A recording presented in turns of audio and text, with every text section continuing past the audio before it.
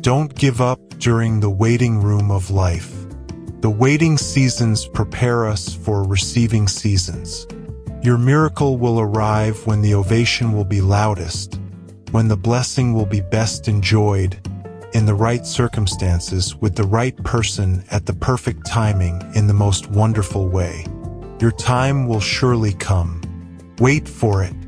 Parents waiting for a child, singles waiting for marriage, professionals waiting for a promotion, students waiting for direction. God says, be strong, take heart, wait, because in the waiting, God is working. The power of counsel. Plans fail for lack of counsel, but with many advisors they succeed. Proverbs 15 verse 22. Sometimes what feels like a delay is actually God guiding us toward wisdom. You prayed for that business deal, but it didn't go through. You thought you found the one, but the relationship ended. You prepared for that job interview, but the door closed. Could it be that God was protecting you from failure?